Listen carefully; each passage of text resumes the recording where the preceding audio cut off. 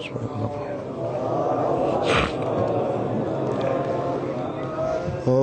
بالله من الشيطان اللعين الرجيم بسم الله الرحمن الرحيم الحمد لله رب العالمين والصلاة والسلام على أشرف الأنبياء والمرسلين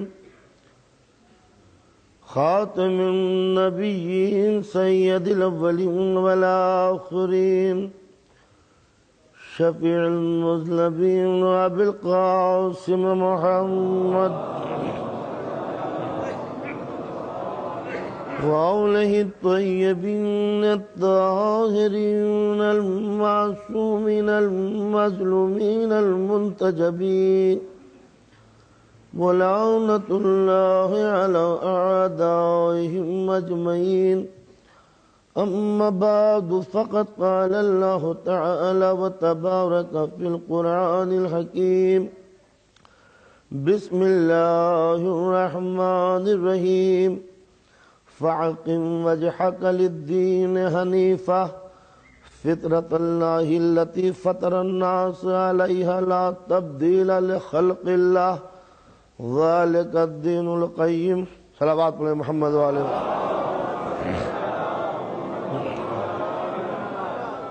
انسان اپنے رخ کو اسلام کی عظمتوں کی طرف پھیر دے۔ ہم نے تیری تخلیق اپنی قانون کی روشنی میں بنائی ہے اور ہمارا قانون دنیا کی بدلتی ہوئی ہواؤں کے رخ پر بدلہ نہیں کرتا۔ یہی وہ سیدھا دین ہے سیدھے انسان کے لیے۔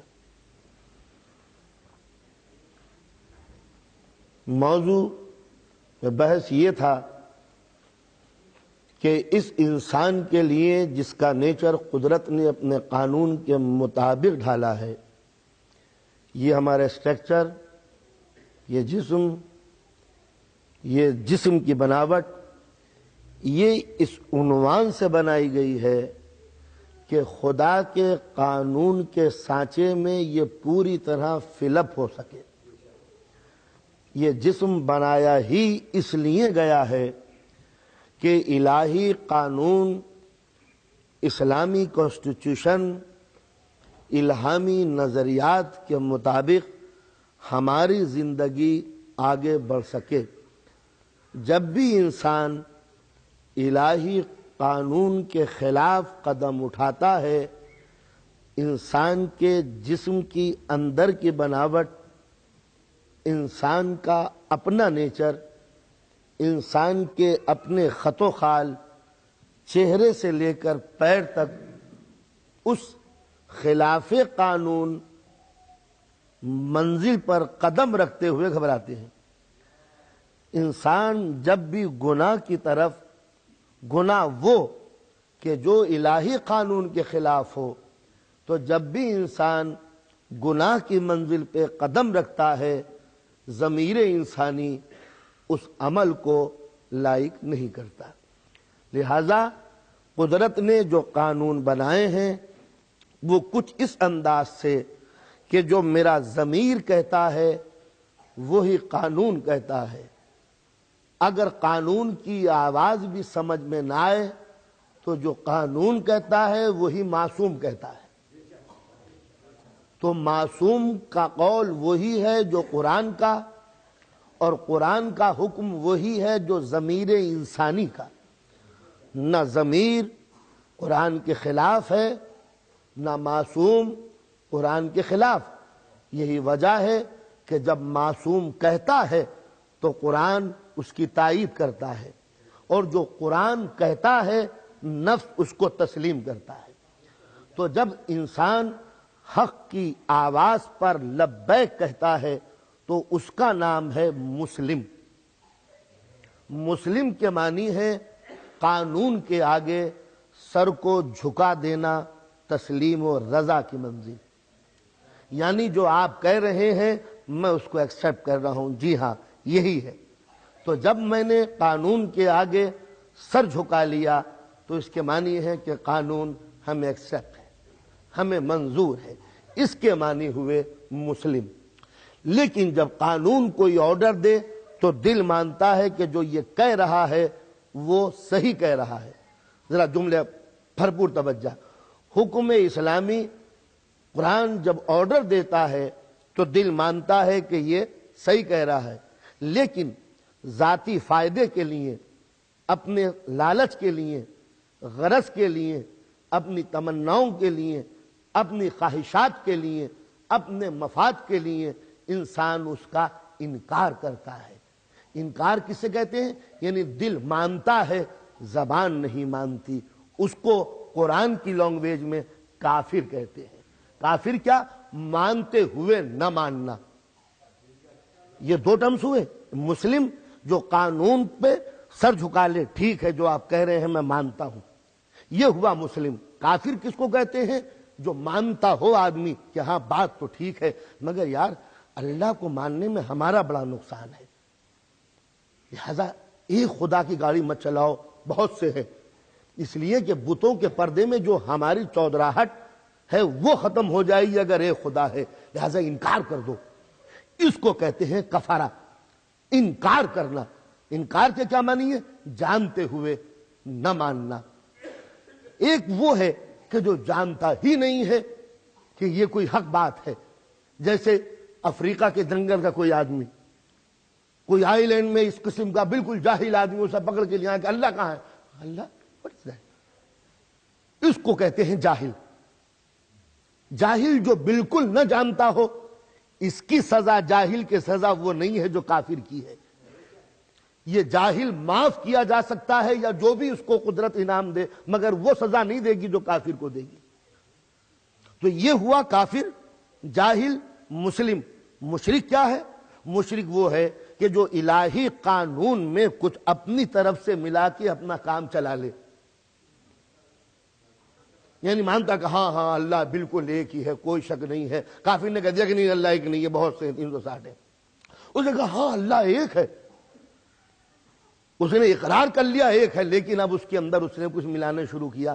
اللہ کی عبادت کرو اور جب نماز پڑھنے سے پہلے اس کو بھی بوسہ دے لیا کرو اور یوں کر دیا کرو، یہ کر دیا۔ یہ ہے مشرک۔ مشرک کی دو قسمیں ہوتی ہیں، وہ کھلا مشرک جو ایک خدا میں بہت سے خدا ملا دے، اور ایک وہ مشرک جو مسلمان ہوتے ہوئے مشرک ہے۔ ایک اللہ کا حکم ہے، حکم کے اندر وہ اپنا حکم تھوڑا سا ملا دیتا ہے۔ یہ وہ مشرک ہوتے جو رات دن ہمارے گھروں میں بھی ملتے ہیں، دکانوں میں ملتے ہیں، اور ہم بھی یعنی مومن ہوتے ہوئے بھی ہم مشرک ہو جاتے ہیں کہ یہ شریعت کا حکم ہے اور یہ ہمارا تھوڑا سا اس کے اندر۔ تو یہ مختلف ٹرمز جو میں نے بیان کی تاکہ ہمارے بچوں کے دماغ میں۔ منافق وہ ہے کہ جب مسجد میں گیا اللہ اکبر، جب مندر کے سامنے گیا جے بھگوان، نہ اس کو ناراض کرنا ہے نہ اس کو ناراض کرنا ہے، سب کو اپنا۔ یہ ہوا منافق، سمجھے؟ یہ کسی کا دل توڑنا نہیں چاہتا۔ جب کافروں میں جاتا ہے، ارے ہم تو مذاق کرنے کے لیے رسول اللہ کے پاس گئے ہیں کہ ویسے ہی بلا ہم اور وہ اسلام کیا تو ہے، اور جب یہ ان کے پاس آتا حضور منافق بڑے خطرناک لوگ ہیں۔ تو وہ منافق جو کہیں مانتا ہے کہیں نہیں مانتا، مشرک جو مانتا ہے مگر اپنی تمناؤں کو بھی اس میں ملا دیتا ہے، کافر جو جانتے ہوئے انکار کر دیتا ہے، جاہل جو بیچارہ بالکل نہیں جانتا، مسلم جو قانون کے آگے سر کو جھکا لیتا ہے۔ ایک لفظ اور رہ گیا، مومن جو قانون کے آگے سر بھی جھکا دیتا ہے اور دل بھی جھکا دیتا ہے۔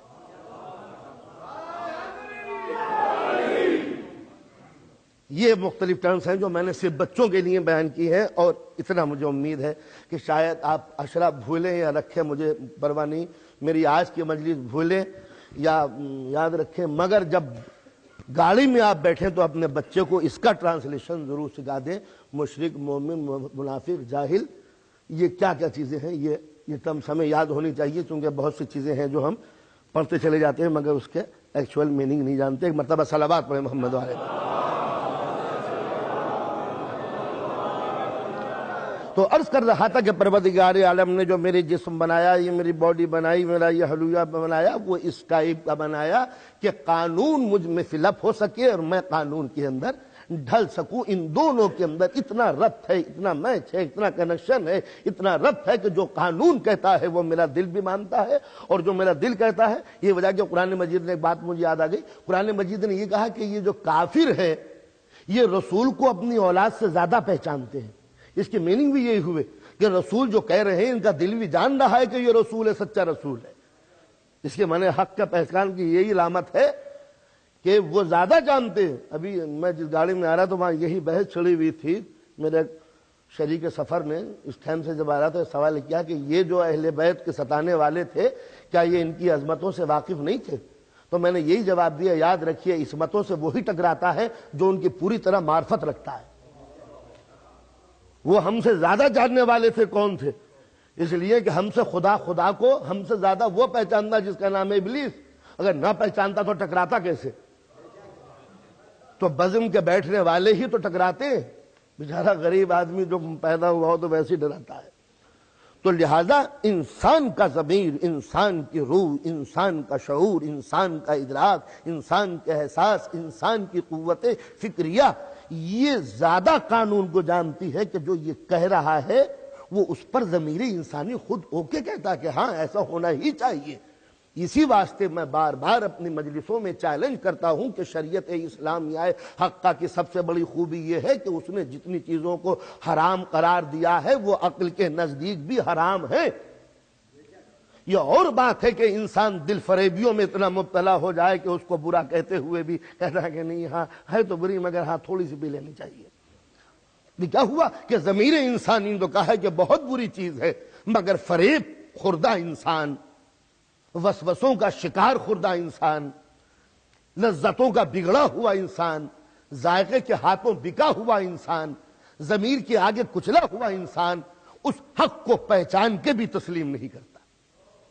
لہذا جو کچھ اسلام میں ہے وہ ضمیر انسانی میں ہے، جو کچھ قرآن میں ہے وہ شعور انسانی میں ہے۔ لہذا اگر اسلام کا سمجھنا ہو تو انسان اگر اپنے جسم کو سمجھ لے تو اسلام آسانی سے سمجھ میں آ سکتا ہے۔ اس لیے کہ من عرف نفسہ فقد عرف ربہ، جس نے اپنے نفس کو پہچان لیا اس نے خدا کو پہچان لیا۔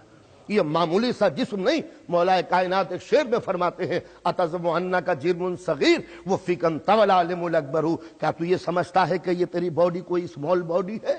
سمجھتا ہے کہ تیرا یہ چھوٹا سا جسم ہے؟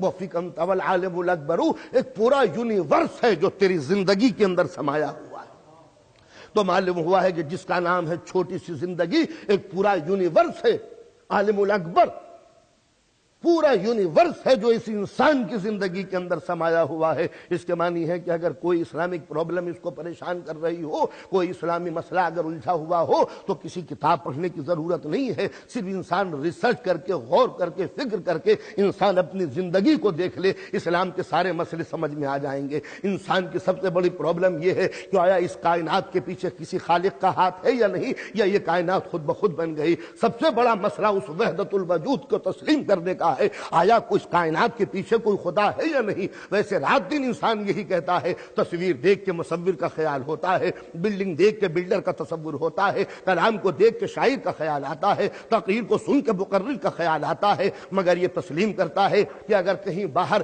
بیسمنٹ میں میری آواز جا رہی ہے تو وہ سوچتا ہے جب آواز آ رہی ہے تو مقرر بھی ہوگا، جب تصویر ہے تو مصور بھی ہوگا، جب عمارت ہے تو بنانے والا بھی ہوگا، جب شعر ہے تو شاعر بھی ہوگا۔ تو جب ان چیزوں کو دیکھ کر ہمارے ذہن میں کسی بنانے والے کا تصور ہوتا ہے تو بلڈنگ کو دیکھ کے احساس ہوتا ہے کہ کوئی معمار ہے، تو کائنات کو دیکھ کے خیال نہیں آتا کہ کوئی بنانے والا ہے۔ یہ پوری یونیورس کو دیکھنے کے بعد کا دماغ نہیں مانتا کہ ہاں کوئی ہے، اور اگر نہیں مانتا کہ وہ ہے تو نظر کیوں نہیں آتا؟ میں کہتا ہوں کہ تمہارے جسم میں دیکھ لو، کوئی چیز ہے جو نظر آتی ہے؟ اس جسم انسانی میں جو سب سے بڑی چیز ہے وہ روح، دیکھی ہے کبھی؟ ہاں نہیں دیکھی تو نہیں، اچھا انکار کر دو، کہہ دو کہ خالی باڈی ہی باڈی ہے۔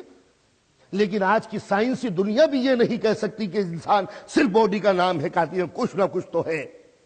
اب چونکہ وہ کہتے ہوئے دل گھبراتا ہے لہذا وہ اس کو انرجی کا نام دیں گے، گھما پھرا کے کچھ نہ کچھ کہیں گے۔ میں کہتا ہوں کہ جو بھی نام دو ہمیں اس سے کوئی غرض نہیں، مگر اس جسم میں، اس باڈی میں کوئی نہ کوئی چیز ضرور ہے جس کا نام ہے سول۔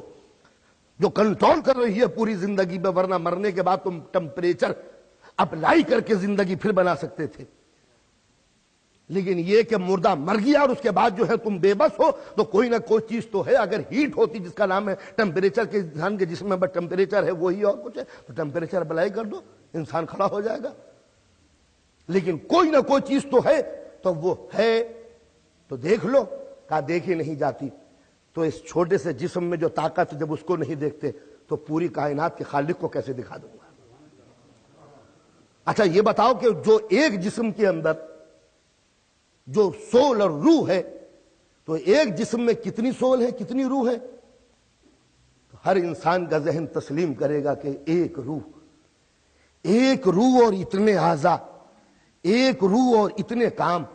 میں دیکھ رہا ہوں، میں سونگ رہا ہوں، میں چکھ رہا ہوں، میں سن رہا ہوں، ہاتھ میں رومال ہے، زبان چل رہی ہے، دماغ لگا ہوا ہے ہر کام کے اوپر. کیا پڑھنا ہے مجھے، کہاں تک پڑھوں گا، کیا کیا پڑھنا ہے، پیر بھی ہلا رہا ہوں، جسم کو حرکت بھی دے رہا ہوں. اتنے کام ایک ہی ٹائم میں، ایک روح. تو جب ایک روح ایک ہی ٹائم میں اتنے کام کر سکتی ہے، تو ایک خالق ایک وقت میں سارے کام کیوں نہیں کر سکتا؟ چھوٹے سے جسم میں جب انسان من عرف نفسہ فقد عرف ربہ، اپنے نفس کو پہچان لے، خدا سمجھ میں آ جائے گا. تو معلوم یہ ہوا کہ اس پورے جسم میں ایک روح ہے.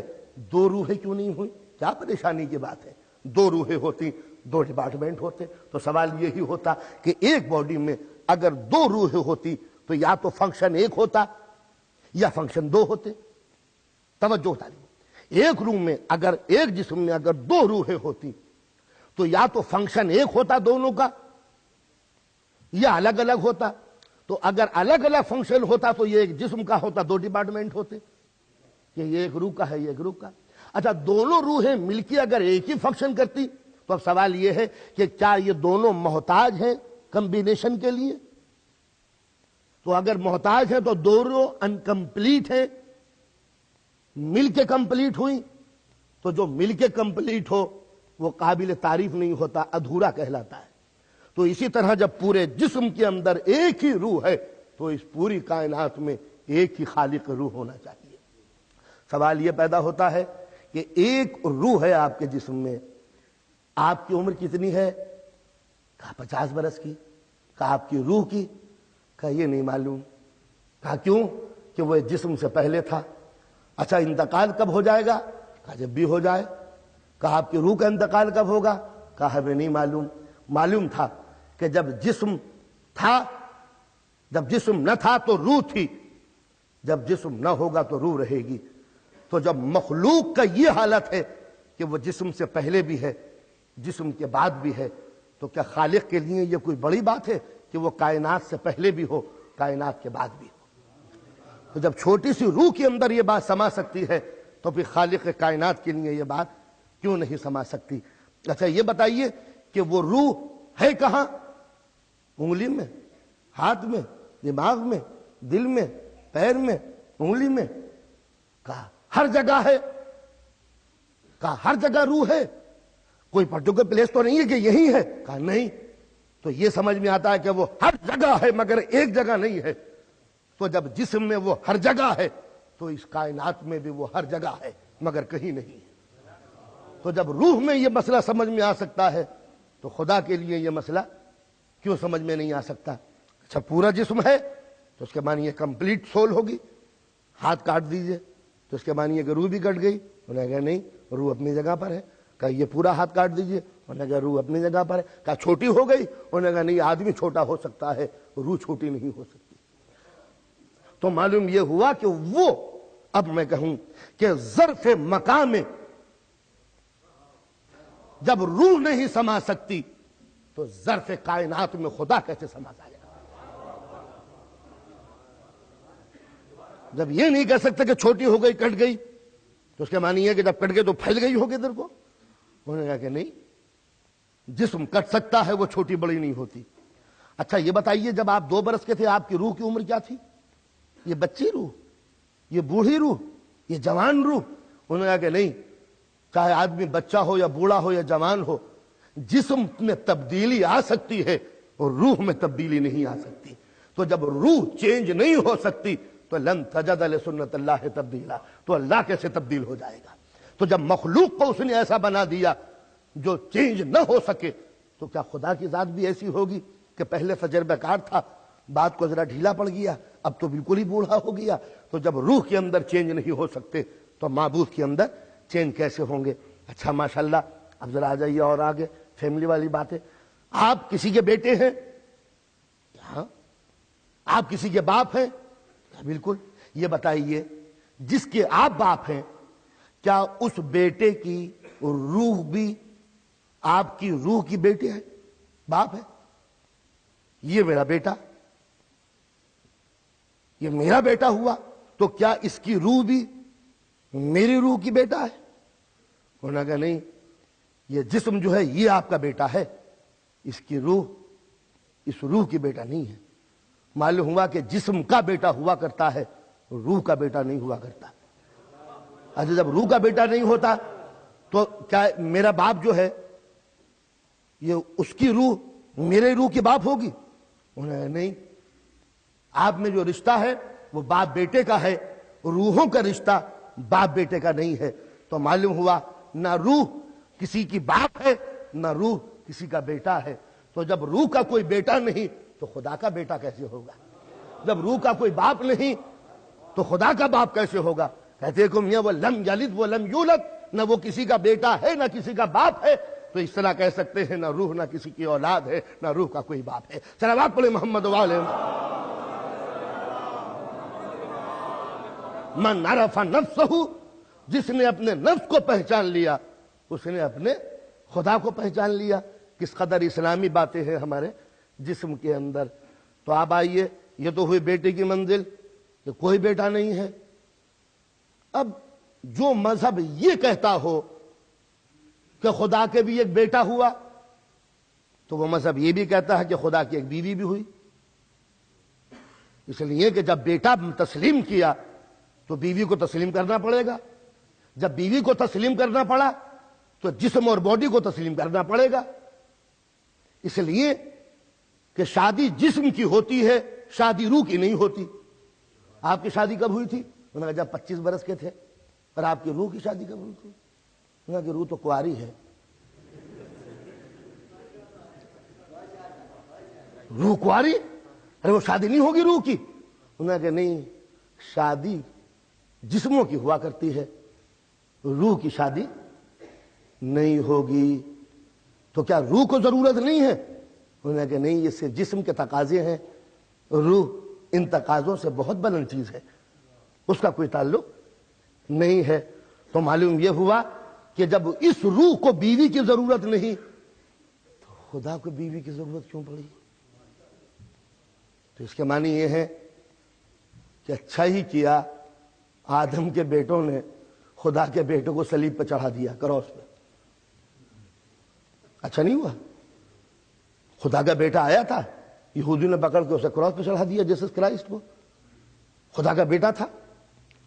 اچھا ہوا، یوں کہہ رہا ہوں کہ ایک آدم کے جب اتنی جنریشن ہے کہ دنیا کو پلاننگ کی ضرورت پڑنے لگی، تو اگر کہیں آدم کی نسل کے ساتھ ساتھ یہ خدا کی نسل بھی چلنے لگتی تو اس کے لیے تو no space, no room in the world, you can go there. تو اس کے معنی یہ ہے کہ خلاف عقل بات ہے. خلاف عقل بات ہے تو دل نہیں مانتا. جب دل نہیں مانتا تو خلاف مذہب ہوئی. تو یہی ہے اسلام. کیا ہے؟ جس کو دل تسلیم کرتا ہو، جس کو دل تسلیم کرتا ہو. تو جب روح ایک مجرد شے ہے کہ جس کو شادی کی ضرورت نہیں پڑتی. اب ایک مسئلہ بائی دا وے جو ہمارے نوجوانوں کو بعض اوقات الجھنوں میں مبتلا کر دیتا ہے کہ جنت یہ روح کی لذت کا نام ہے یا جسم کی لذت کا نام؟ پرابلم یہ پیدا ہوئی کہ روح یہ جنت میں جائے گی. جنت جو ہے وہ روح کے جانے کی جگہ ہے یا جسم کے جانے کی جگہ ہے؟ تو اگر یہ روح کے جانے کی جگہ ہے تب تو یہ حور وغیرہ یہ سب غلط بات ہے. تب تو اربوں کے مطلب کی جنت ہوئی نہیں. تو اگر روح کے جانے کے ساری روحیں جائیں گی جنت میں تب تو واقعی جنت ہے. ٹھیک ہے بس ہوگی, ہمیں کوئی دلچسپی فی الحال نہیں ہو سکتی. لیکن ہاں اگر کسی دن خدا کی بارگاہ میں میں مقدمہ دائر کر دوں کہ آپ نے میری روح کو جنت میں کیوں جگہ دی, خدا کا وکیل کہے گا اس لیے کہ نماز پڑھی تھی. یہ پالنے والے, یہ نماز میرے جسم نے پڑھی تھی یا روح نے؟ تم نے جہاد کیا تھا تو جہاد میں میری باڈی زخمی ہوئی تھی یا روح؟ تم نے روزہ رکھا تھا تو یہ روزے کی بھوک اور پیاس میری روح کو لگی تھی یا جسم کو؟ تیری عدالت کے قربان, تکلیف تو جسم اٹھائے, مزہ روح کرے. جو 25 زخم لگے میرے اور میں شہید ہو گیا تو یہ جسم تو بیچارہ یہیں پڑا رہ گیا, جس نے خون بہا, تکلیف ہوئی, درد ہوا, اور یہ روح کچھ بھی نہیں ہوا. اسے کیا تھا؟ جو کچھ بھی زحمتیں اٹھائیں وہ میرے جسم میں اٹھائیں, اور یہ روح یہ جنت میں چلی گئی, مزے سے ٹھاٹ سے بیٹھی ہوئی ہے, اور جسم بیچارہ یہاں گسل کے ختم ہو گیا. یہ کیوں؟ روزہ رکھا جسم نے, مصیبتیں اٹھائیں جسم نے, پیاس لگی جسم کو, بھوک لگی جسم کو. سردی میں جو نماز پڑھی میں نے, وہ سردی میں ٹھنڈے ٹھنڈے پانی سے اٹھنا صبح کا بڑا مشکل ہے. تو یہ جو زحمتیں اٹھائیں, ہاں ایک بات مجھے بات میں بات ہی کر رہی ہے, میں عادی نہیں ہوں کہ گیئر بدل کے اپنا ٹریک بدل دوں, مگر ایک بات, حکیم بو علی سینا کا نام سنا ہوگا, ایران کا بہت بڑا فلسفی گزرا ہے. ایران میں برف گر رہی تھی, سنو فال ہو رہی تھی, وہ کمرے میں اپنا بیٹھا ہوا, کچھ اس کے شاگرد تھے, ایک شاگرد کو جو سوجی, انہوں نے کہا حضور آپ اتنے بڑے حکیم, اتنے بڑے ڈاکٹر ہیں, آپ نبوت کا دعویٰ کر دیجئے کہ میں بھی نبی ہوں. تو یہ تو آدمی موڈ ہو اور موقع اچھا ہو تو نبوت کا دعویٰ کرنے میں کیا, وہ موقع ملے تو خدائی کا دعویٰ کر دے, کوئی پریشانی ہے؟ کہا حضور آج تو آپ دعوی نبوت کر ہی دیجئے. تو انہوں نے کہا کہ ہاں صحیح کہہ رہے ہو. سارے شاگردوں نے کہا حضور بس بڑا اچھا موقع ہے, دعوی نبوت کر دیجئے. حکیم بو علی سینا نے کچھ سوچا, انہوں نے کہا ہاں تم ٹھیک کہتے ہو, میں دعوی نبوت صبح کو کر دوں گا. ایسا کرو ذرا پانی لے آؤ باہر جا کے. اب سنو فال, سردی ہو رہی ہے. انہوں نے کہا کہ حضور بہت سردی ہے, بہت سردی ہے, ذرا ٹھہر جائیے. پھر دوسرے سے کہا ذرا پانی لے آؤ. انہوں نے کہا خیلی صدو کو جو بہت سردی ہے. ایک ایک سے کہا, خاموش ہو گئے. حکیم بو علی سینا بھی لیٹ گئے. یہ جس مکان میں, جس کمرے میں, جس روم میں تھے, وہ ایک مسجد کا روم تھا. اس کے باہر ایک حوض تھی جس پر برف جمی چکی تھی. اس نے دیکھا کہ ایک بوڑھا ایسا ٹیکتا ہوا آیا, نماز صبح کا وقت ہو گیا تھا. اس نے کپڑے اتارے, برف توڑا اور وضو کرنا شروع کیا, نماز پڑھنے کے لیے چلا گیا. حکیم بو علی سینا نے اپنے شاگردوں کو اٹھایا, دیکھو سچے نبی میں جھوٹے نبی میں یہی فرق ہوتا ہے. میرے رسول کو گئے انتقال کو کئی سو برس گزر گئے, مگر اس کے حکم کی گرمی اتنی ہے کہ آج بھی بوڑھے کو اٹھا کے برف میں وضو کرنے کے لیے مجبور کر دیتی ہے. میں زندہ نبی ہوں, تمہیں حکم دے رہا ہوں اور تم یہاں بیٹھے ہوئے ہو. صلوات پڑھیں محمد و آل محمد.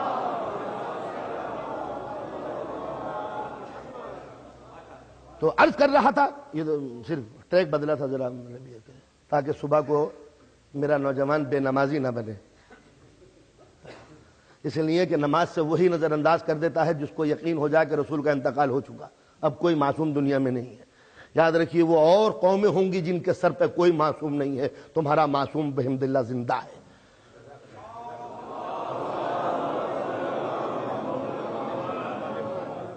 آپ کا رہبر زندہ ہے, آپ کا امام زندہ ہے, تو ظاہر ہے کہ جس کا ماسٹر زندہ ہو اس کا غلام سویا نہیں کرتا, اس لیے کہ ماسٹر جاگ رہا ہے.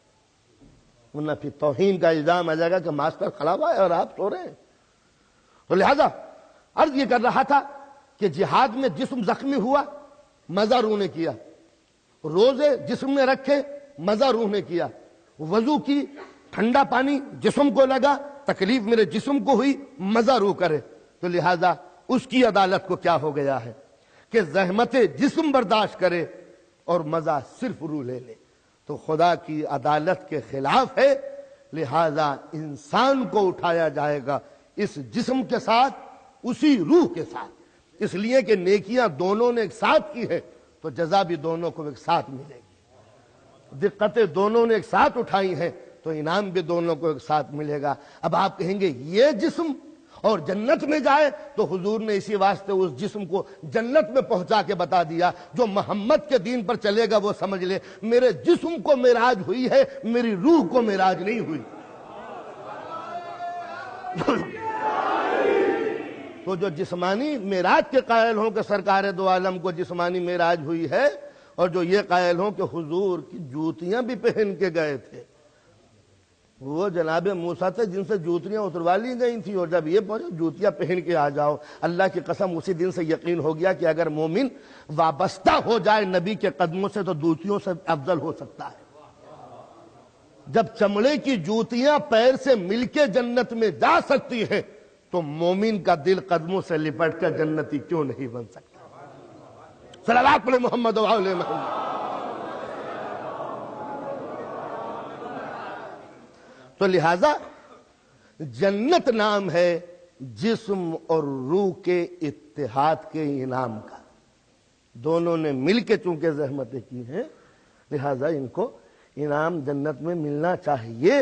اب جو جسم کے تقاضے ہوں، جو جسم کی ڈیمانڈ ہو، جو جسم کی ضرورتیں ہوں، وہ ضرورتیں اللہ جنت میں پورا کرے گا۔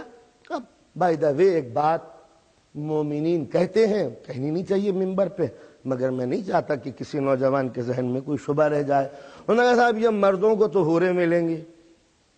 اگلا جملہ آپ خود سوچ لیں۔ یہ اصل میں مونوپولی جو ہوتی ہے اپنی، یہ اصل میں پریشانی کا سبب بنتی ہے کہ صاحب ہماری شریک حیات ہے، ہماری بیوی ہے، ہم جنت میں جائیں گے، ان کا کیا ہوگا؟ یہ ایک تصور ابھرا۔ تو سوال یہ پیدا ہوتا ہے کہ آپ کا نکاح دائمی ہے یا اسی دنیا سے متعلق ہے؟ یعنی پرماننٹ نکاح کہ یہاں بھی بیوی ہو، جنت میں جانے کے بعد بھی بیوی ہے؟ بڑی پریشانی یہ ہو جائے گی الہی عدالت کو کہ فرض کیجئے کہ شوہر جو ہے وہ جنت میں چلا گیا، بیوی خطا کار تھی، ایسا نہیں ہو سکتا کیا؟ اب یہ جنت میں چلا رہے ہیں میری بیوی لاؤ، اور وہ ہے ادھر۔ دوسرا رخ، بیوی ہے مومنہ، وہ جنت میں ہے، یہ تھے بدماش، یہ چلے گئے ادھر، اور یہ کہہ رہے ہیں کہ واہ جہاں میری بیوی ہے وہاں میں۔ تو لہٰذا یہ رشتہ جو ہے نکاح کا، یہ جب تک ہے جب تک کہ سانس باقی ہے۔ ادھر سانس قطع ہوئی، عدے کا دن تمام ہوئے، نہ آپ اس کے شوہر ہیں نہ وہ آپ کی بیوی ہے۔ لہٰذا ہر مومن یہ سمجھ لے۔ لیکن ہر قانون کے اندر ایک نہ ایک تو بیک ڈور ہوتا ہے۔ اب اگر فرض کیجئے دونوں مومن ہیں، دونوں جنتی ہیں، اور دونوں یہ چاہتے ہیں کہ ہم ساتھ رہیں، تو جنت تو نام ہی ہے دل کی ہر تمنا کے نکل جانے کا۔ تو لہٰذا یہ آپ کی اپلیکیشن جو ہے ریجیکٹ نہیں ہو سکتی۔ لیکن جو کفو کا حکم ہے کہ جس صلاحیت کا شوہر ہوگا اسی صلاحیت کی بیوی ہوگی، قانون وہاں بھی ہوگا۔ یہ ناممکن ہے کہ شوہر 7 درجے والی جنت میں ہو اور بیوی 2 درجے والی جنت میں ہو، دونوں کو ایک کر دیا جائے، نہیں، جہاں پر جو بھی مطالبہ ہو قدرت کا۔ تو لہٰذا اب ایک بات اور ہے کہ صاحب قرآن مجید میں عورتوں کے کفوں کا تذکرہ کیوں نہیں ہے، مردوں کے حوروں کا تذکرہ کیوں ہے؟ بس اس فضیلت کے لیے میں بتانا چاہتا تھا، چونکہ یہ یورپ ہے، لہٰذا یہ باتیں ہم انڈیا میں پاکستان میں نہیں کہہ سکتے، یہاں چونکہ بہت ایڈوانس ہے، لہٰذا ایڈوانس لوگوں کے لیے ایڈوانس مجلس ہے۔ یہ عورت کی عزت اور شرافت کا قرآن نے سب سے بڑا ثبوت دیا ہے۔ اس سے بڑھ کر عورتوں کی کوئی رسپیکٹ قرآن مجید دکھا ہی نہیں سکتا تھا کہ اس نے جنت حاصل کرنے کے لیے مردوں کو ترغیب دی ہے حوروں کا نام لے کے، یہ بتانے کے لیے کہ یہ مرد اتنا خود غرض ہے کہ جب تک کہ حوروں کا ذکر نہ کیا جائے اسے جنت میں مزہ نہیں آتا، مگر عورت وہ بلند منزلت کی حامل ہے کہ اس کے لیے کسی لالچ کا ذکر کی ضرورت نہیں۔ اور میں آپ کو ایک بات بتا دوں کہ قدرت نے عورتوں کی کہاں کہاں رسپیکٹ کی ہے۔ سورہ حل عطا کے اندر آپ پڑھ جائیں، جنت کی ساری نعمتوں کا تذکرہ ہے، اور یاد رکھیں کہ سورہ حل عطا کے معنی صرف پنجتن پاک کی شان میں آیا ہے اور کسی کے نہیں۔ حل عطا صرف پنجتن پاک کی شان میں آیا ہے، اس میں کوئی شریک ہی نہیں ہے، بلا شرکت غیر، لاک لگا ہوا ہے کہ کوئی داخل ہی نہیں ہو سکتا۔ سورہ حل عطا کے متعلق سب کا یہی خیال ہے۔ تو سورہ حل اتی میں جو جنت کا تذکرہ ہے تو جنت کی ہر نعمت کا تذکرہ ہے مگر حور کا تذکرہ نہیں ہے. توجہ کا طالب ہوں. سورہ حل اتی میں جنت کی ہر نعمت کا تذکرہ ہے مگر حور کا تذکرہ نہیں ہے. پالنے والے جب جنت کی ہر لذت کا تذکرہ ہے تو حور کا تذکرہ کیوں نہیں ہے؟ اس لیے کہ یہ پنجتن پاک کی شان میں آئی ہے جس میں فاطمہ موجود ہے، تو فاطمہ جس بزم میں بیٹھی ہو وہاں حوروں کا تذکرہ نہیں کریں گے. صلوات پڑھیں محمد و آل محمد.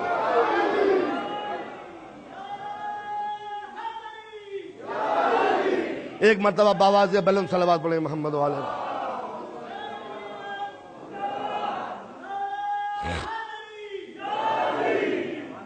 تو آپ نے اندازہ لگایا کہ پروردگار عالم نے ایک انسان کے جسم کے اندر ایسا نظام بنایا کہ انسان اگر ہوش میں آنکھ کھول کے اپنی زندگی کو دیکھے تو اسلام کے سارے مسئلے اس کی سمجھ میں آ سکتے ہیں. تو خدا لم یلد ولم یولد، نہ وہ کسی سے پیدا ہوا ہے نہ وہ کسی سے کوئی پیدا ہوا ہے، بالکل اسی طرح کہ روح کا نہ کوئی باپ ہے، روح کا نہ کوئی بیٹا ہے. روح نہ چھوٹی ہو سکتی ہے نہ روح بڑی ہو سکتی ہے. روح کی نہ کوئی شریک حیات ہے نہ روح کی زندگی کے لیے کسی ساتھی کی ضرورت ہے. جب ایک جسم کے اندر ایک روح کی مثال لی جا سکتی ہے تو پوری کائنات میں خدا کا تصور کیوں پیش نہیں کیا جا سکتا؟ اب ذرا اندازہ ملاحظہ فرمائیے کہ روح کہ ہاتھ میں یہ پورا نظام جسمانی ہے. آپ نے غذا کھائی، غذا معدے میں پہنچی، تبدیل ہوئی، بلڈ بنا، خون محفوظ ہوا. اب یہ روح کا کام ہے کہ دماغ کو آرڈر دے کہ تم ڈسٹریبیوٹ کرو. انصاف سے بتائیے، خون کا خزانہ ہے مگر یہ روح کا نظام عدالت ہے کہ ہر چیز کو اتنا ہی مل رہا ہے جتنی اس کو ضرورت ہو. بالوں کو سیاہی، دانتوں کو سفیدی، نگاہوں کے اندر روشنی، کان میں سننے کی طاقت، ناخون میں بڑھنے کی طاقت، جسم میں توانائیاں، جگر کو خون، وہ ساری چیزیں ڈسٹریبیوٹ ہوتی چلی جا رہی ہیں. معلوم ہوتا ہے کہ چھوٹی سی دنیا کے اندر کس قدر جسٹس ہے، کس قدر انصاف ہے، کس قدر عدالت ہے. معلوم ہوا کہ جو نظام روح کے ہاتھوں میں ہوتا ہے وہاں عدالت ہوتی ہے، تو جو نظام خدا کے ہاتھوں میں ہوگا وہ عدل کیوں نہ ہوگا؟ اس لیے قدرت کے لیے شرط واجب آئی کہ وہ قدرت عادل ہے، وہ رحیم ہے. بتاؤ روح ظالم ہے جسم پر یا رحیم؟ وہ کریم ہے، بتاؤ روح کریم ہے یا غیر کریم؟ وہ ستار ہے عیبوں کو چھپانے والی، بتاؤ کہ نہ جانے کتنے عیب ہیں جس کو یہ روح چھپائے ہوئے ہے.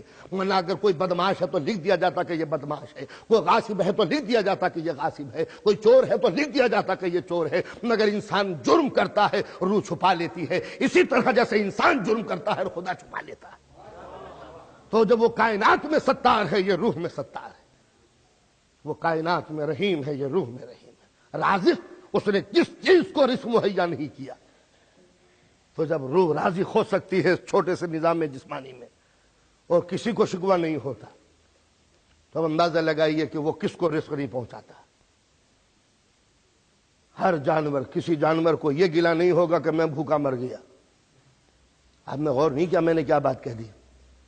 کبوتر رات دن آپ دیکھتے ہیں، یہ کسی کبوتر کو دیکھا کہ بہت دبلا پتلا ہے، کسی کبوتر کو بہت جاڑا ہے، بہت موٹا ہے، کسی ڈائٹنگ کی ضرورت ہو. معلوم ہوا کہ جو نیچر کے کنٹرول میں پڑتے ہیں ایکول ویٹ ہوتا ہے. کسی جنگل میں چلے جائیے، جن کو نیچر کنٹرول کرتی ہے، رزق دیتی ہے، وہ ایک سائز کے. ہاں جو کبوتر، جو جانور آپ پالتے ہیں وہ بیچارہ وہ مر جاتا ہے. کیوں؟ اس لیے کہ اب عادل کے ہاتھ سے ہٹ کے ظالم کے قبضے میں آ گیا ہے. مولا کائنات فرماتے ہیں کہ اس دنیا میں ہر انسان کا رزق ہے، اس دنیا میں ہر انسان کا رزق ہے. اب اگر کوئی بھوکا سو رہا ہے تو سمجھ لو کسی ظالم نے اس کا حق مار لیا ہے. تو معلوم ہوا کہ قدرت کسی پر رزق کی پابندیاں نہیں کرتی، ظالم انسان اس رزق کو زیادہ لے لیتا ہے، لہذا کوئی بھوکا رہ جاتا ہے. یہ تھا وہ روح کو سمجھ لو، خدا سمجھ میں آ جائے گا. اب روح اپنا پایتخت، اپنا سینٹر دماغ کو بناتی ہے. روح اور دماغ کو جتنے مکس اپ ہے، نہ روح کو الگ کیا جا سکتا ہے نہ دماغ کو الگ کیا جا سکتا ہے. اس لیے کہ پورا نظام جسمانی دماغ کے کنٹرول میں، دماغ روح کے کنٹرول میں. روح دماغ کو آرڈر دیتی ہے، دماغ جسم کو آرڈر دیتا ہے. ساری پالیسی اس کی اپنی ہے. اس جسم کے اندر کچھ جرمز ہیں، جراثیم ہے. یہ جراثیم کا کام کیا ہے؟ باہر کی بیماریوں کو روکنا، डिफेंसिव पॉलिसी। क्या कभी किसी डॉक्टर ने यह कहा है कि अंदर के इन दो जरासीम होते हैं ना, एक बदमाश किस्म के जरासीम और एक नेक किस्म के जरासीम, एक वो जरासीम जो बीमार कर देते हैं, एक वो जरासीम जो अच्छा कर देते हैं, दोनों किस्म के हैं। तो अपनी जबान में ये कह दूं कि इनमें भी कुछ काफिर हैं और कुछ मोमिन हैं। ये काफिर बाहर से हमला आवर होते, लेकिन इंसाफ से बताइए जो अंदर के जर्म से जो डिफेंस करते हैं, कभी सुना है कि इन्होंने भी बाहर जाके हमला किया हो किसी के ऊपर? इनका काम यह है कि अपने बॉर्डर पर खड़े रहना, बाहर से कोई हमला करे तो बचाव करना, तुम जाके हमला ना करना।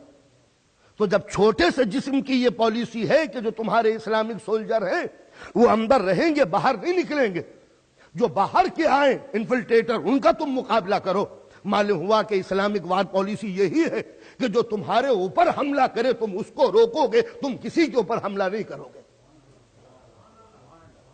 तो जब जिस्म के अंदर कुदरत ने यह पॉलिसी रखी है, तब जाहिर है कि अगर यह कहा जाए कि जिन्होंने हमला किए हैं वो इस्लामी नुक्ता नजर के हमले नहीं किए, तो क्या गलत है?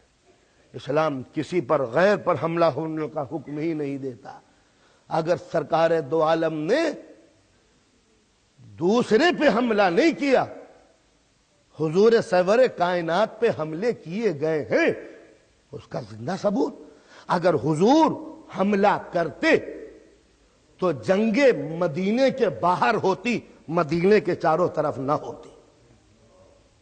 मसलन अगर ईरान हमला करता तो जंग बगदाद में होती, खुर्रम शहर में ना होती। यही पॉलिसी होती है कि इक़दाम करने वाला दूसरी जगह हट के हमला करता है।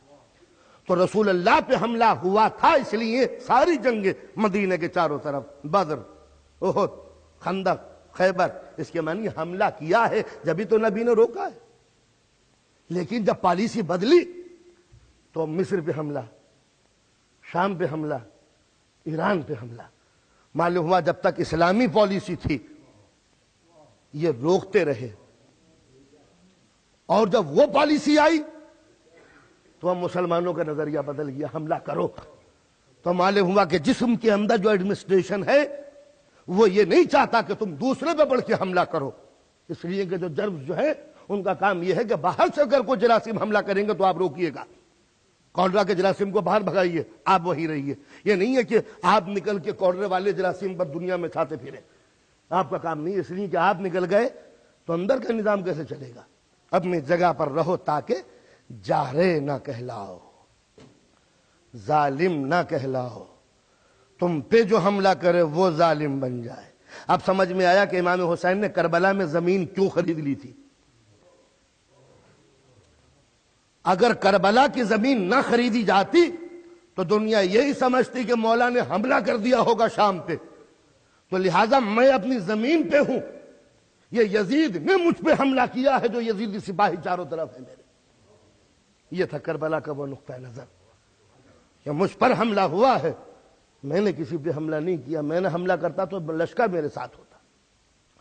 तो इस्लामी निजाम दिमाग कंट्रोल करता है, दिमाग को रूह कंट्रोल करती है। देखता मैं नहीं, दिमाग देखता है। नाक नहीं सूंघती, दिमाग सूंघता है। जबान नहीं चखती, दिमाग चखता है। कान नहीं सुनता, दिमाग सुनता है। छूने की ताकत मेरा हाथ नहीं छूता, दिमाग छूता है। ये है या नहीं? ये 5 सेंसेस, ये सोर्स है, असल काम दिमाग का है। दिमाग ने देखा। आंख का काम सिर्फ इतना है कि सामने का जो सीन है वो रेटिना पे डाल दे, रेटिना उसको लहरों में चेंज करके दिमाग तक ले जाए, दिमाग बताए कि ये कौन कौन बैठा है। तो सामने का फोटो रेटिना पे डालना आंख का काम, लेंस का काम, और चेहरों को पहचानना दिमाग का काम। अच्छा, दिमाग अपना अगर फंक्शन छोड़ दे तो रेटिना पे तस्वीरें तो आएंगी मगर पहचान ना हो सकेगी कौन। कोई आदमी है, बूढ़ा आदमी, दम निकल रहा है, आखिरी वक्त है, उसके बेटे को लाके जाके सामने खड़ा कर दिया, अब्बा पहचानो कौन है। हाँ, वो देख रहे हैं कौन है। तो क्या आंखें खराब हो गई? नहीं, आंखें तो नहीं खराब हुई, दिमाग का वो हिस्सा खराब हो गया है जो पहचानता है कि कौन है। تو معلوم ہوا کہ نظر نہیں دیکھتی، دماغ دیکھتا ہے، ناک نہیں سونگتی، دماغ سونگتا ہے۔ آپ نے پھول کیا، کیا ہوا کہ ذرا کولڈ ہو گیا، ذرا کچھ پتہ نہیں چل رہا کہ یہ خوشبو ہے بدبو، تو ناک ٹھیک کر دیے، دھو لیے۔ کہا کہ نہیں، دماغ کا وہ حصہ متاثر ہو جاتا ہے جب تک کہ بی کمپلیکس نہ دیا جائے، جب تک کہ کام بنتا نہیں ہے۔ تو معلوم ہوا سونگتا دماغ ہے۔ چھونا، ہاتھ چھوتا ہے یا دماغ چھوتا ہے؟ اب یقین مانیے کہ جو کچھ بھی ہے وہ دماغ کا کام ہے۔ ہاتھ کا کام اتنا ہے کہ یہ لہروں میں تبدیل کر دے دماغ تک، اور دماغ بتاتا ہے کہ یہ برف ہے، یہ آئس ہے، یہ الیکٹرک ہے، یہ فائر ہے۔ تو جو کچھ بھی کام ہے وہ دماغ کا ہے، ہاتھ کا چھونے کا نہیں ہے۔ آپ نے دیکھا ہوگا سگریٹ پی رہے ہیں، پیتے پیتے دماغ کہیں اور، سگریٹ جل گئی اور ہاتھ جل گئے، کیا بات ہو گئی؟ کیا ہاتھ بیکار ہے آپ کے؟ کہ نہیں، دماغ کا وہ فنکشن جو اس کو ریسیو کرتا تھا ٹیمپریچر کو، وہ تھک گیا ہے، لہذا ہاتھ جل گئے، پتہ نہیں چلا۔ سنا ہوگا قرآن مجید کی تفسیر میں کہ مصر کی عورتوں کے، ایجپشن وومن کے انگلیاں کٹ گئی تھیں، پتہ نہیں چلا تھا۔ کیوں؟ سامنے یوسف تھے، چاقو چل گئے، سامنے یوسف تھے، چاقو چل گئے، دماغ یوسف کے حسن میں کھویا ہوا تھا، انگلیاں کب کٹ گئیں پتہ نہیں چلا۔ تو دوستو، جب یوسف کا حسن سامنے ہو، انگلیاں کٹ جاتی ہیں، پتہ نہیں چلتا، تو جس کی نگاہوں کے سامنے خدا کا جمال ہو، پیروں سے تیر نکل جاتا ہے، پتہ نہیں چلتا۔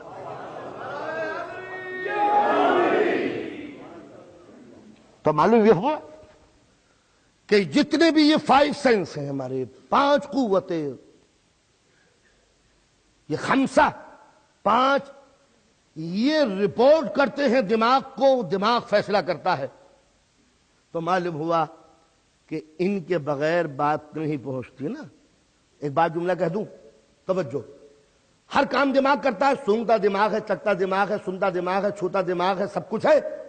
کوئی من چلا نیا سائنسداں آیا کہ جب آنکھ نہیں دیکھتی دماغ دیکھتا ہے، تو ڈائریکٹ دماغ ہی کو کیوں نہ دکھائیں؟ جب کان نہیں سنتا دماغ سنتا ہے، تو ڈائریکٹ کان کی مدد کیوں لیں؟ ڈائریکٹ دماغ پہ کوئی ایسا وائر فٹ کر دیں جو دماغ تک پہنچے۔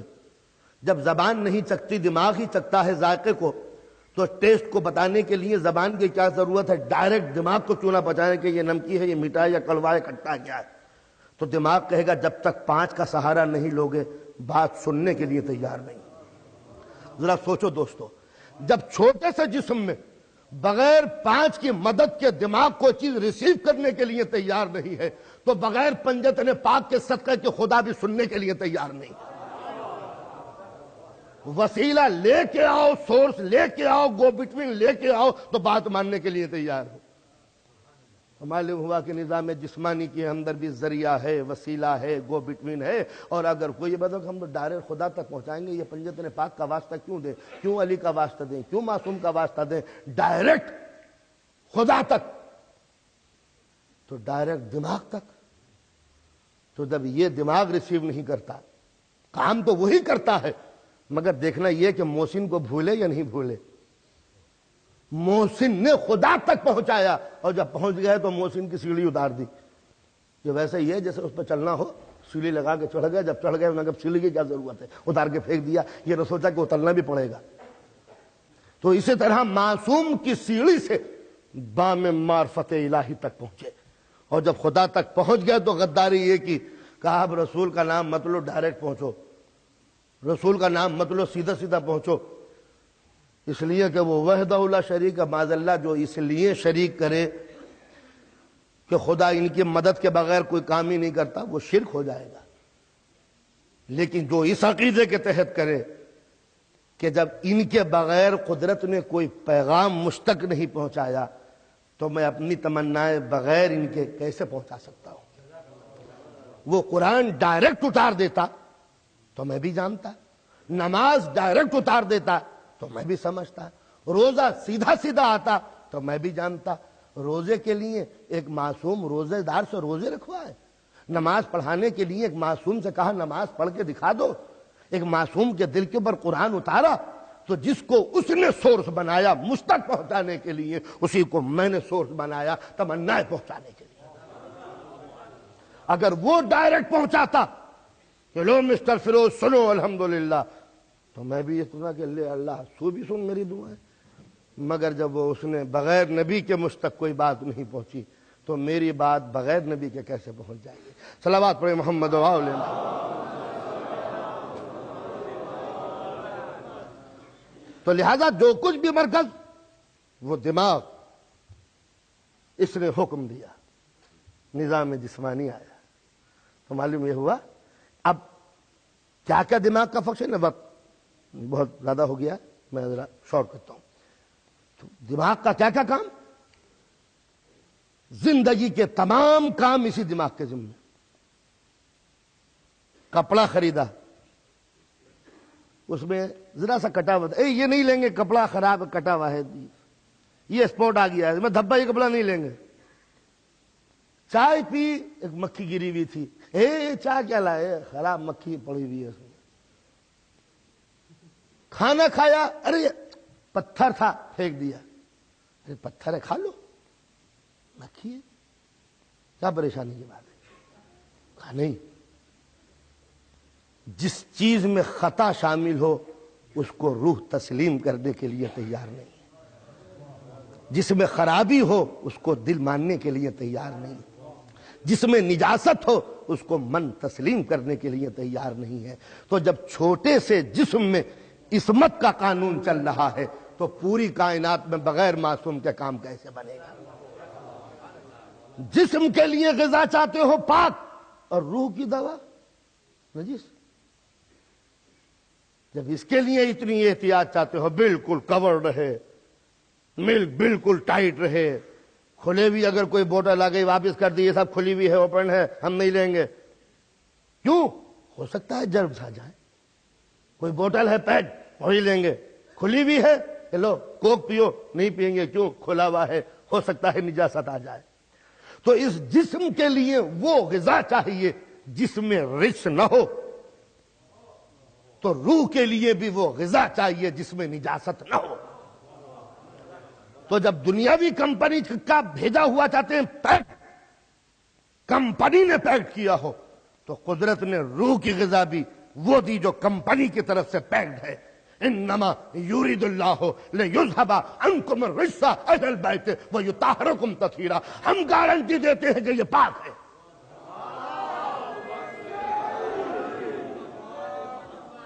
ہم گارنٹی دیتے ہیں کہ یہ پاک ہے۔ تو قدرت جن کی گارنٹی دے دے تو اب یہ گارنٹیڈ پاک ہوتا ہے۔ اب کسی کو شوق ہی ہو کہ ان گارنٹیڈ پاک ہم کھائیں گے، سڑی گلی یہ ڈسٹ بن سے اٹھا لی کھا لی، نیچے سے اٹھا کے کھا لی، یا فرش سے اٹھا کے کھا لی، تو کوئی بھی ڈاکٹر ماننے کے لیے تیار ہے بیمار ہو جاؤ گے۔ چھوڑیے صاحب، بیمار ہوں گے ہم، آپ کو کیا پریشانی ہے؟ تو ہم یہ کہتے ہیں کہ جب چیز اچھی مل رہی ہے تو بری کیوں کھاتے ہو؟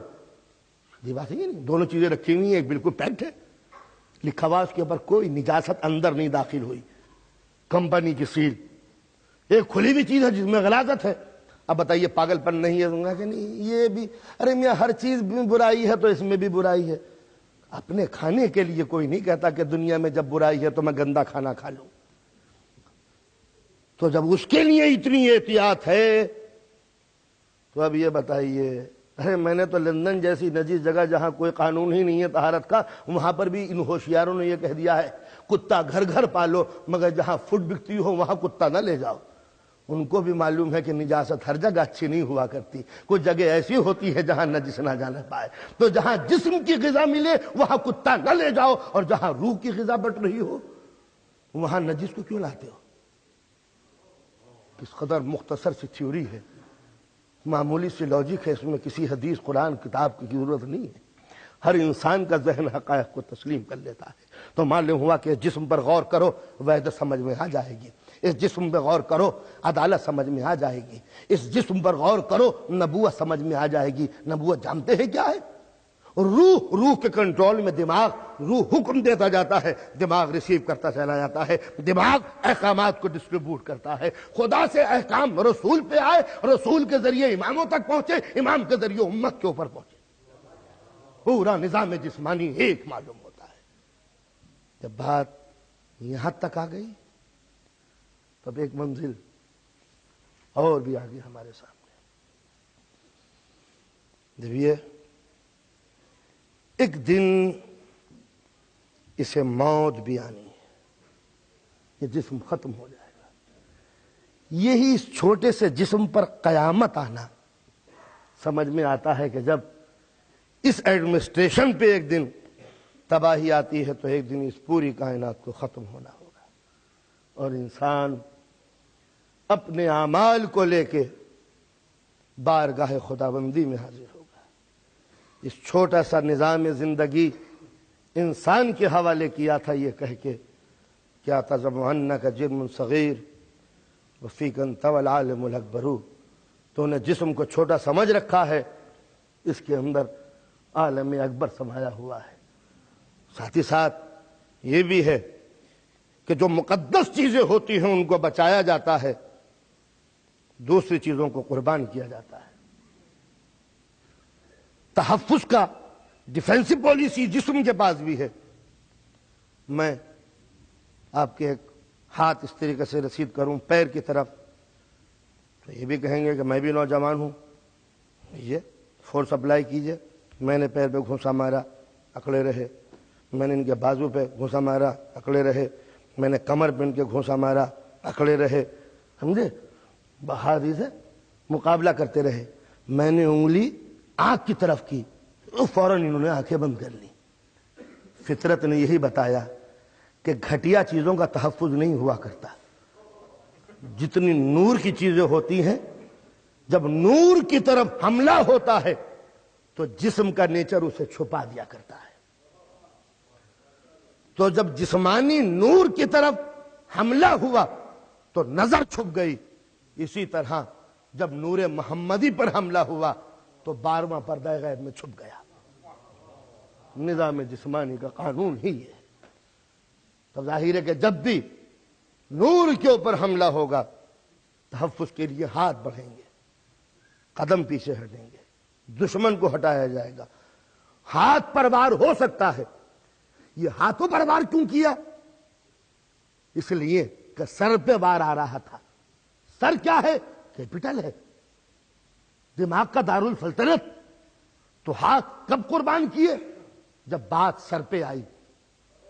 ہاتھ کٹ جائے کوئی پرواہ نہیں، سر تو بچ گیا۔ پیر کٹ جائے کوئی پرواہ نہیں، سر تو بچ گیا۔ تو جسم کی پالیسی کیا ہے؟ سر کو بچانے کی خاطر چاہے ہاتھ کٹوا دیے جائیں۔ اب سمجھ میں آئے کہ کربلا کے 72 کیوں کٹ گئے؟ اس لیے کہ دین کو بچانا موجود تھا۔ اب یاد رکھیے، جہاں پر یہ بات آئے کہ سر دو گے یہ ہاتھ، تو آدمی ہاتھ دے دے گا سر بچا لے گا، پیر دے دے گا سر بچا لے گا، سینے کا لہو دے گا سر بچا لے گا۔ اس لیے کہ اگر یہ کٹ بھی گئے تو زندگی باقی رہے گی، لیکن اگر سر ختم ہوا تو یہ ہاتھ خود بخود ختم ہو جائیں گے۔ تو آپ کوئی کہے گا کہ میں بڑے بیوقوف ہو، یہ ہاتھ کٹوا دیا جس میں 5 انگلیاں تھیں، یہ پیر کٹوا دیا جس میں 5 انگلیاں تھیں، تو یہ کہے گا یہ دیکھو بچا کیا لیا۔ تو اگر حسین نے 72 دے کے 1,24,000 بچا لیے تو حسین فائدے میں ہے، نقصان میں نہیں ہے۔ اگر حسین نے خود جان دے کر توحید کو بچا لیا، قرآن کو بچا لیا، عظمت اسلامی کو بچا لیا، تو حسین فائدے میں ہے، نقصان میں نہیں ہے۔ ثبوت کیسے ہے کہ یہ فائدے میں ہے نقصان میں؟ نقصان اٹھا کر بیوپاری پچھتایا کرتا ہے۔ جب کسی کو نقصان ہوتا ہے شرماتا ہے، پچھتاتا ہے، ہاں یہ میں نے کیا کیا۔ معلوم ہوتا ہے جس کو لاس ہوتا ہے وہ پچھتاتا ہے، جس کو فائدہ ہوتا ہے وہ مسکراتا ہے۔ کربلا میں ہارا کون، جیتا کون، یہ دیکھو کہ پچھتایا کون، یہ دیکھو کہ مسکرایا کون۔ ہر موڑ پہ دیکھو، ہر جنگ پہ دیکھو، یہ دیکھو کہ اصغر ہارے یا ہرملہ، تو یہ دیکھو کہ ہنسا کون، رویا کون۔ تو ہم نے ہرملہ کو ہتھیار پھینکتے ہوئے دیکھا، علی اصغر کو مسکراتے ہوئے دیکھا۔ معلوم ہوا جان دے کے بھی جیتے، یہ جان لے کے بھی ہارا۔ یہ ہے کربلا کی اصل تھیم، کہ کربلا میں اگر کوئی بھی ہارا ہوتا تو مجھے کسی کے جملے بتا دو، کسی کا سینٹنس جس نے کہا ہوگا ہاں یہ کیا کیا، ہاں یہ تم نے کیا کیا، بڑی بے خوفی ہو گئی۔ کسی کو دکھاؤ ہے کوئی، جوان سے پوچھو یہ اچھا ہوا یا برا، بچے سے پوچھو اچھا ہوا یا برا۔ یعنی جہاں پر مرتبہ میرا مقابلہ ہوا غیر مسلموں سے تو ظاہر ہے کہ زندگی کی بات تھی، تحفظ ضروری تھا، جنگ ضروری تھی، جہاد کا عنوان بن چکا تھا، مگر چاہنے والی ماں کری نہیں تم آگے مت لڑنا، آگے حملہ آور ہے، اٹیک کیا ہے انہوں نے، ہزاروں کی تعداد میں ہے۔ تو آپ نے دیکھا کہ ماں کی ممتا آگے آ جاتی ہے کہ نہیں، لیکن کربلا کے اندر مائیں بھی ہیں، بیٹیاں بھی ہیں، بچیاں بھی ہیں، بوڑھے بھی ہیں، جوان بھی ہیں۔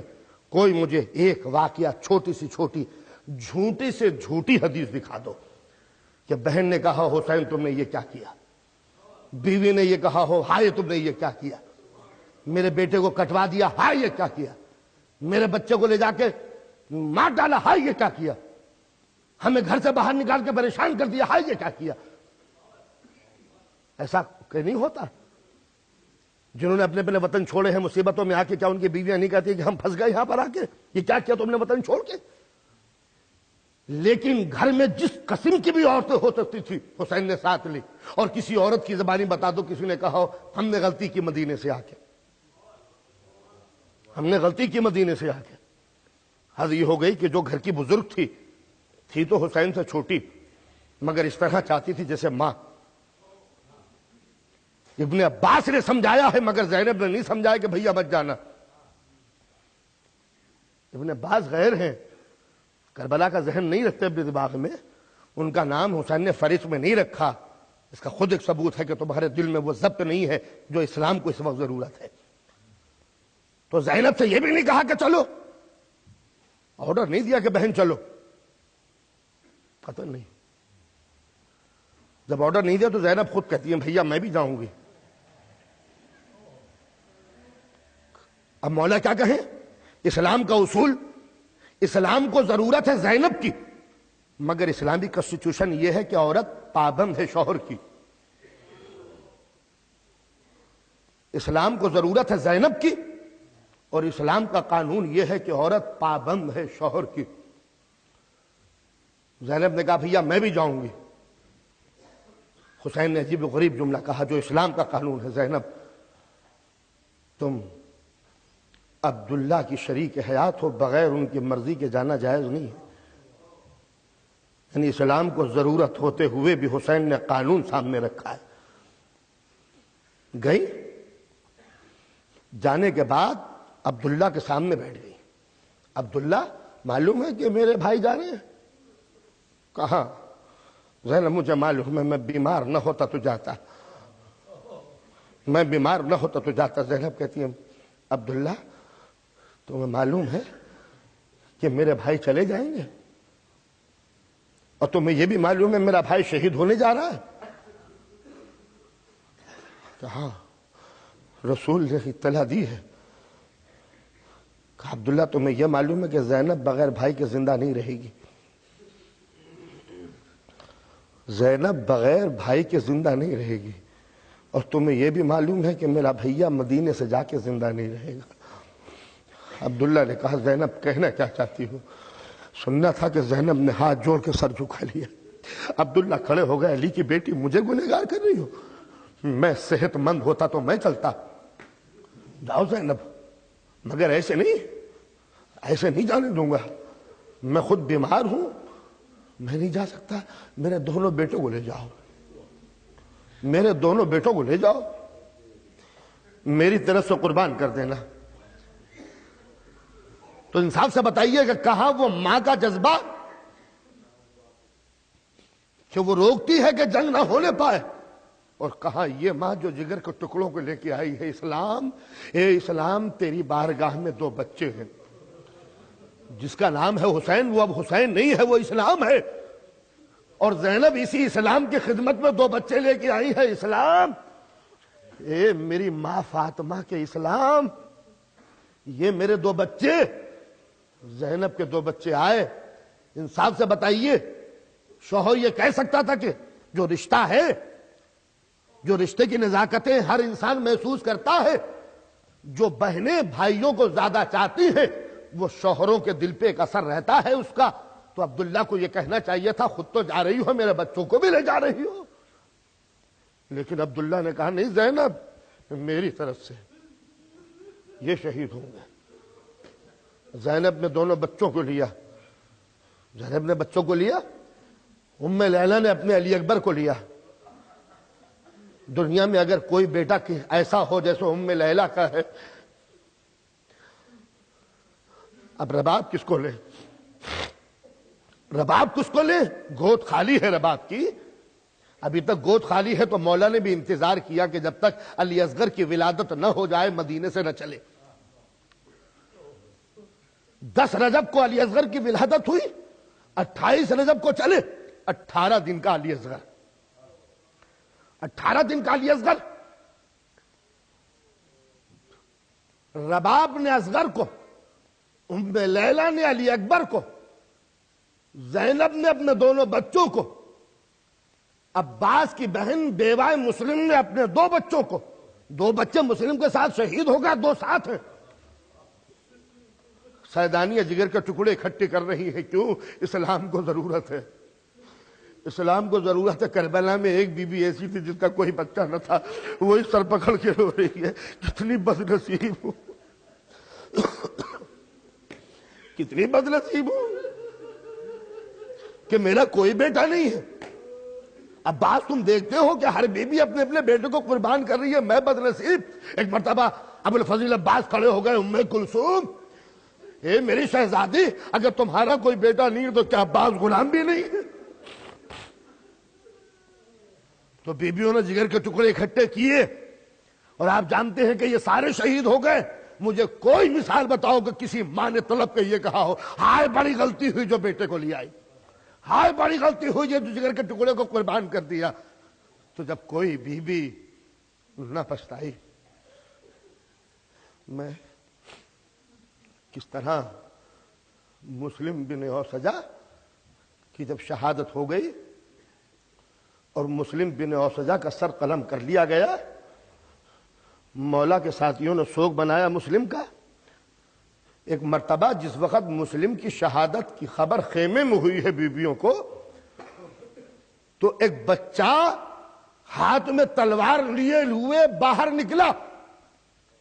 مولا نے کہا ارے یہ بچہ کس کا ہے، پکڑو اسے۔ اور بچہ کہہ رہا تھا میں اپنے باپ کا بدلہ لے کے رہوں گا۔ بچہ دوڑتا چلا جا رہا، حسین کے کسی سپاہی نے بچوں کو پکڑا، میرے لال کہاں چلے؟ کہا اپنے باپ کا بدلہ لینے کے لیے۔ کہا کہ چلو آقا بلا رہے ہیں۔ یہ بچہ آیا اور ایک مرتبہ آقا کے قدموں پہ سر رکھ دیا، مولا مجھے بھرنے کی اجازت دے دو۔ ایک مرتبہ دوستوں سے پوچھتے ہیں نا یہ بچہ کس کا ہے؟ ارے بچہ کس کا ہے پہچانا کسی نے؟ کسی نے کہا ہاں مولا یہ مسلم بن اوسجہ کا بچہ ہے جو ابھی شہید ہوا ہے۔ ایک مرتبہ نہ تم نے سنے، ایک مرتبہ مولا نے بچے کو سینے سے لگایا، سر پہ ہاتھ پھیرا، میرے لال جاؤ، بیوہ ماں کا سہارا بن کے جینا، تمہاری ماں کے لیے یہ صدمہ کافی ہے کہ اس کا سہاگ اجڑ گیا۔ جملہ سنیں گے، بچے نے کہا مولا میری ماں نے مجھے بھیجا ہے، میری ماں نے مجھے بھیجا ہے۔ اب پس خیمے سے آواز ہے مولا ایک بیوہ کا ہدیہ قبول کر لیجئے۔ مائیں کربلا کی، یہ کربلا کی مائیں اور ایک کربلا کی ماں، ایک کربلا کی ماں مجھے یاد آئی، وہب بن عبداللہ انصاری۔ ماں، اس کا باپ وہ ہے جو مولا کے قدموں میں صفین میں مارا گیا، یتیم بچہ ہے، آج جوان ہوا ہے۔ ماں نے بیٹے کی شادی رچائی، دلہن کو لے کے آ رہی ہے، ماں کا نام قمری، دلہن ناقے پہ سوار ہے۔ ماں دلہن کا سر سینے سے لگائے ہوئے، کتنی تمنا ہوگی اس بیوہ کی کہ جس نے شہید شوہر کے اس یادگار کو جوان کر کے اس کے سر پہ صحرا دیکھا ہے۔ خدا ہر ماں کی یہ امید پوری کرے کہ اس کا جوان بیٹا سر پہ صحرا باندھے۔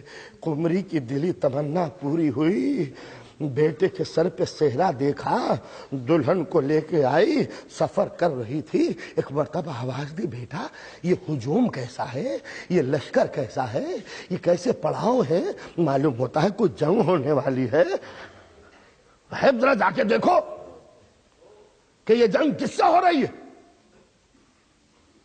شادی کو مشکل سے 12 یا 13 دن گزرے ہیں، کربلا کا دولہا نہ کہوں تو کس کو کہوں۔ گیا آیا، ماں یزید کا لشکر۔ کہا یزید کا؟ کس سے جنگ ہو رہی ہے؟ کس سے جنگ ہو رہی ہے؟ میرا دل دھڑک رہا ہے، یزید اور جنگ، بیٹا کس سے؟ کہا کوئی مدینے کا رہنے والا حسین ہے۔ مدینے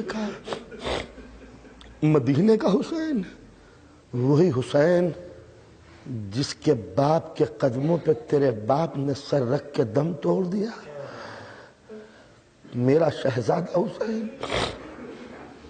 تیرے باپ کا آقا حسین۔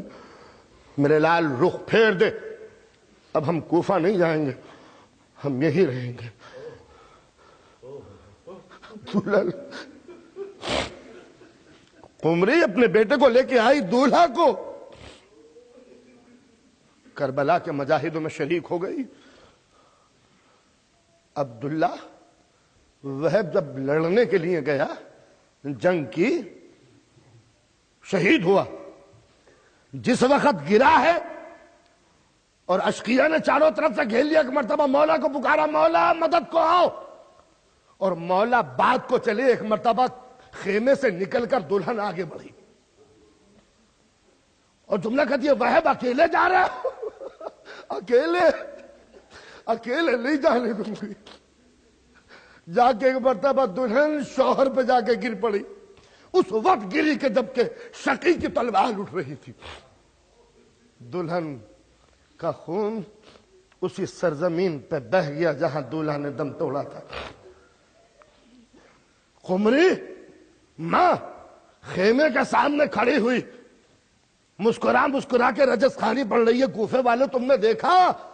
ارے یہ میرے دودھ کی تاثیر، اور ایک مرتبہ رخ کر کے کہتی ہے، صفین کے میدان میں سونے والے مجھے مبارکباد دیتے، میرا بیٹا مارا گیا۔ ایک مرتبہ کوفے کے سپاہی نے پہچان لیا قمری کو، بیٹے کا سر کاٹ کے ایک مرتبہ ماں کی طرف پھینکا، ماں نے سر کو اٹھایا، چوما، ہاں بیٹے، بہادر بیٹے سرخرو ہو کے ماں کے سامنے اسی طرح آیا کرتے ہیں، اور ایک مرتبہ پھینک دیا، جو صدقہ ہو جاتا ہے ہم اسے واپس نہیں لیتے۔ ارے مولا کا صدقہ تھا۔ آزادارو،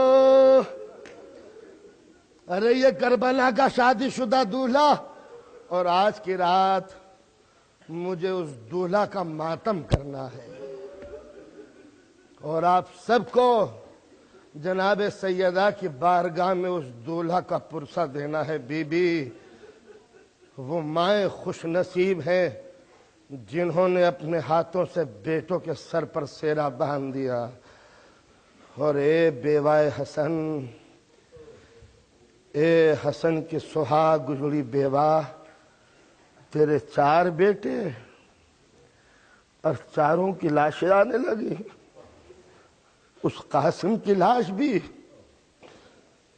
جو رات کی بات ہے مولا سے طلب کے کہہ رہا تھا، چچا کیا میرا نام ہے شہادت نامے میں؟ کہاں بیٹا، تم موت کو کیسا پاتے ہو؟ 13 برس کا بچہ، چچا شہد سے زیادہ شیریں۔ کہا بابا چچا میں شہید ہوں گا؟ کہاں بیٹا تم بھی شہید ہوگے اور علی اصغر بھی شہید ہوگا، یہ سنت ہے۔ ایک مرتبہ شہزادوں کو جلال آ گیا، چچا میرا اصغر شہید ہوگا تو کیا اشقیاء خیمے کے اندر آ جائیں گے؟ نہیں بیٹا، ہم علی اصغر کو خود لے کے جائیں گے، ہم پانی کا سوال کریں گے، شقی 3 مارے گا۔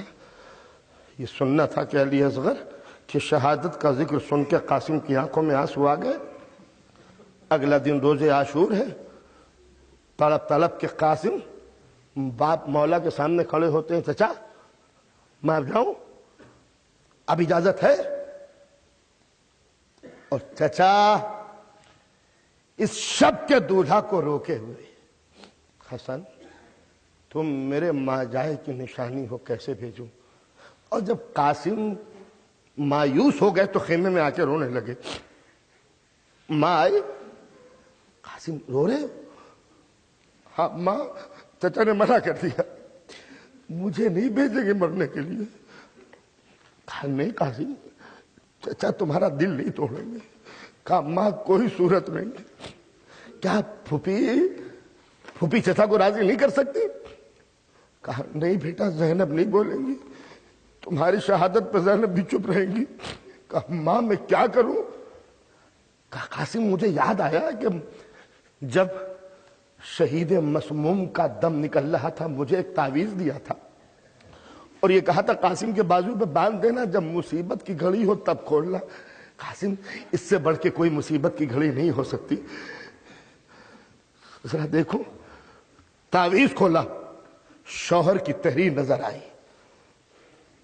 तावीज में लिखा था, भैया करबला में तुम अकेले होगे, मैं न हूंगा।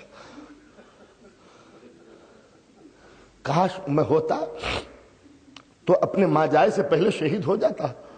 हुसैन मैं तो करबला में न हूंगा, मेरा कासिम है, मेरा कासिम है, इसको अपना दामाद भी बनाना और मैदान कारजार में भेज देना। ये थी वो वसीयत जो तहरीर थी और जिस पर मौला ने शब में अमल किया। कासिम तहरीर लेकर मौला के सामने पहुंचे, चाचा मेरे बाबा की तहरीर। हुसैन तहरीर तो पहले ही जानते थे, क्या पढ़ते हैं? अच्छा कासिम जाओ। जुमले है तारीख के बदन इतना छोटा था कि लोहे की ज़िरा कासिम के जिस्म के बराबर अभी नहीं बनी थी। कासिम के सर पे हमामा बांधा गया और नन्हे से सिपाही को घोड़े पे बिठाया। कासिम मैदान कारजार की तरफ चले। जंग की यादगार जंग की, जिहाद किया और सैयदा के दूध की तासीर दुनिया ने देख ली। एक मर्तबा वो हुआ, कासिम के जिस्म पर नेजा लगा, तीर लगे। उस वक्त लगे कि जबकि फौज को इतना दूर भगा दिया था। और जब कासिम जख्मी हुए तो चारों तरफ से अश्किया ने घेर लिया। जख्मों पर जख्म शहजादा खाता रहा 13 बरस का सीन। इतने जख्म लगे कि जिस्म का कोई हिस्सा ऐसा न था कि जो सालिम रह गया हो। और एक मर्तबा वो आवाज करबला में बुलंद हुई जिसको खुदा किसी चचा को न सुना है। कासिम आवाज दे रहे थे, चचा मेरी मदद को आ जाओ, चचा मेरी मदद को आ जाओ। करबला की तारीख पढ़ लीजिए, किसी शहीद ने 1 या 2 मर्तबा के अलावा ज्यादा मौला को नहीं पुकारा, मगर कासिम की आवाज बार बार आती थी, चचा जल्दी आओ, चचा जल्दी आओ, चचा जल्दी आओ, चचा जल्दी आओ। हर एक लम्हे के बाद कासिम आवाज देता, चचा जल्दी। और मुअर्रिख कहता है कि हुआ यह कि जब कासिम को चारों तरफ से घेर लिया और हुसैन और अब्बास चले मदद के लिए तो लश्कर भागा। और जब लश्कर भागा तो कासिम की लाश घोड़ों तले पामाल होने लगी। अरे जब कोई घोड़े की टाप कासिम के जिस्म पे रखी जाती, कासिम आवाज देते, ए चचा मदद को आओ, ए चचा मदद को आओ। और हुसैन उस वक्त पहुंचे जब हसन की कमाई खाक में मिल चुकी थी। एक मर्तबा मौला रोने लगे, अरे खाक हो उस चचा की जिंदगी पर कि भतीजे, अरे तू मुझे मदद के लिए पुकार रहा हो और तेरा चचा मदद के लिए ना आए। ये जुमला कि तुम मुझे पुकारे और तेरा चचा मदद के लिए ना आए। फिर कासिम का जनाजा उठा। मुअर्रिख ने जुमला लिखा कि जब हुसैन ने कासिम को घोड़े पे बिठाया तो हाथ से उठाकर कासिम को घोड़े पे बिठाया। और अब लिखा है कि अब जो मौला ने कासिम को उठाया تو حسین کے قد سے زیادہ قاسم کا قد تھا، گھوڑوں سے اتنا پامال ہو چکا تھا۔